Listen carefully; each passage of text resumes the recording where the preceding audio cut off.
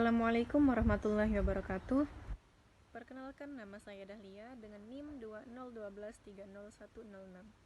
Saya dari kelas 6I Program Studi Pendidikan Agama Islam Fakultas Tarbiyah dan Keguruan Universitas Islam Negeri Sultan Taha Saifuddin Jambi.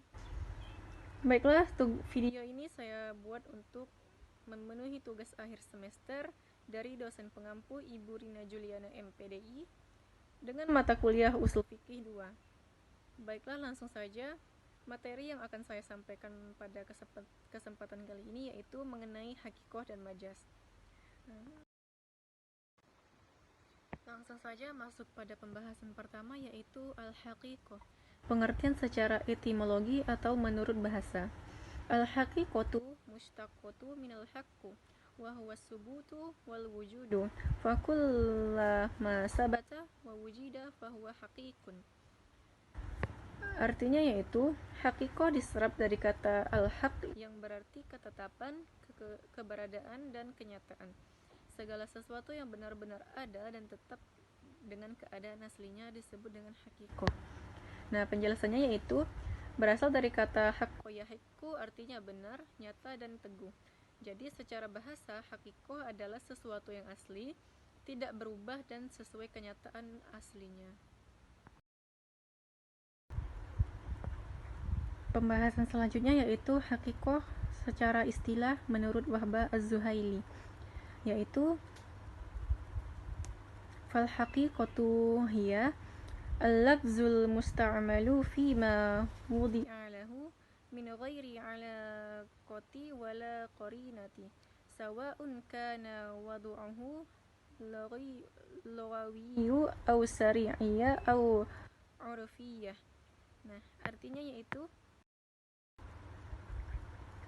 maka hakikoh adalah lafaz yang digunakan sesuai dengan makna yang ditetapkan baginya, tanpa ada hubungan makna lain dan tanpa indikator yang mengalihkan makna, baik penetapan itu secara bahasa, syariat, maupun kebiasaan masyarakat. Nah, penjelasan pada istilah ini, hakikoh dibagi menjadi 3 jenis menurut Wahbah Az-Zuhaili, yaitu yang pertama hakikoh lughawiyah, makna asli menurut bahasa Arab. Hakikoh syari'iyah, makna yang ditetapkan syariat seperti sholat dan puasa. Hakikoh urfiyah, makna yang dimaklumi dalam kebiasaan masyarakat atau yang biasa disebut adat istiadat. Nah, pembahasan selanjutnya yaitu al-majaz, pengertian secara etimologi atau bahasa.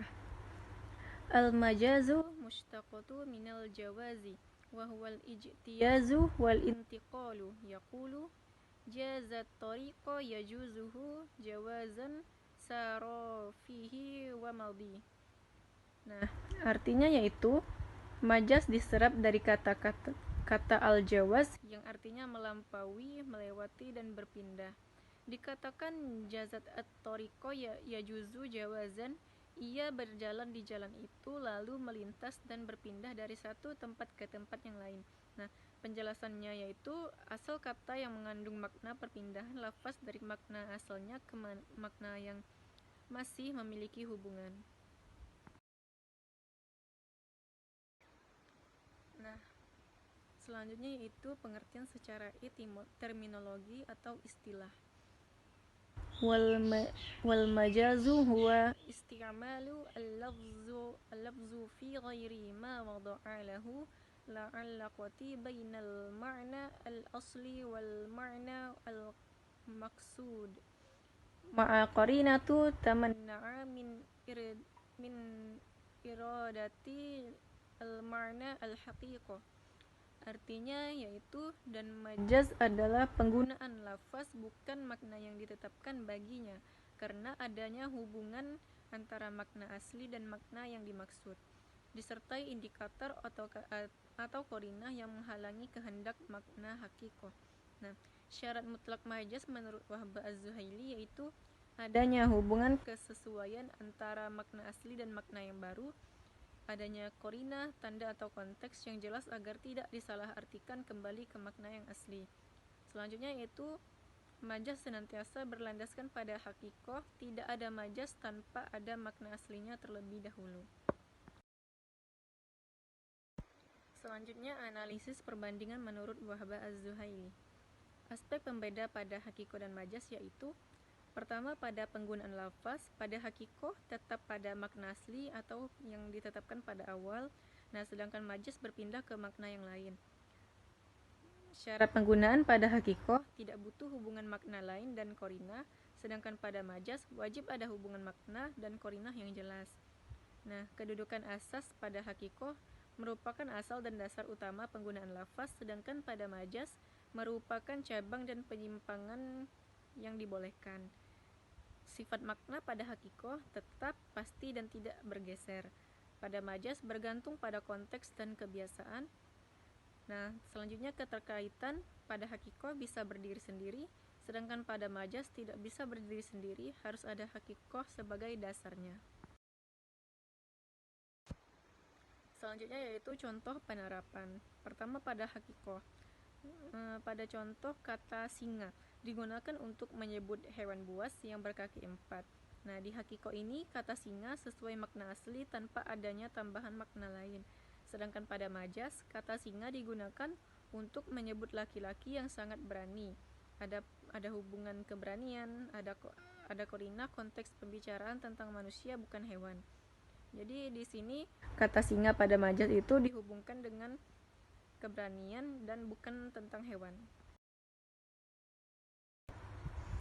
Selanjutnya itu solusi berdasarkan usul fikih. Dalam usul fikih, penyelesaian dilakukan dengan beberapa langkah, yaitu pertama, mendahulukan makna hakiki suatu lafaz. Selanjutnya, meneliti adanya korinah yang memalingkan makna kepada majaz, memahami konteks ayat atau hadis secara keseluruhan, menggabungkan dalil-dalil agar tidak terjadi pertentangan, menghindari penafsiran yang bertentangan dengan akidah dan kaidah bahasa Arab. Dengan metode ini, hukum yang dihasilkan menjadi lebih tepat dan sesuai dengan tujuan syariat Islam. Selanjutnya analisis pribadi, yaitu konsep hakikoh dan majas merupakan salah satu landasan penting dalam usul fikih untuk memahami makna lafaz dalam Al-Quran dan hadis. Prinsip mengutamakan makna hakiki sebelum beralih kepada makna majas untuk menunjukkan bahwa penetapan hukum Islam harus didasarkan pada makna yang jelas serta didukung oleh dalil atau korinah yang kuat. Pendekatan ini dapat mencegah kesalahan penafsiran dan menjaga agar hukum yang dihasilkan tetap sesuai dengan tujuan syariat atau maqasid al-syariah. Oleh karena itu, pemahaman terhadap konsep hakikoh dan majas menjadi bekal yang penting bagi setiap pengkaji hukum Islam agar mampu menafsirkan nas secara tepat, proporsional, dan bertanggung jawab. Baiklah, itu saja yang dapat saya sampaikan pada video kali ini. Kurang lebihnya saya mohon maaf.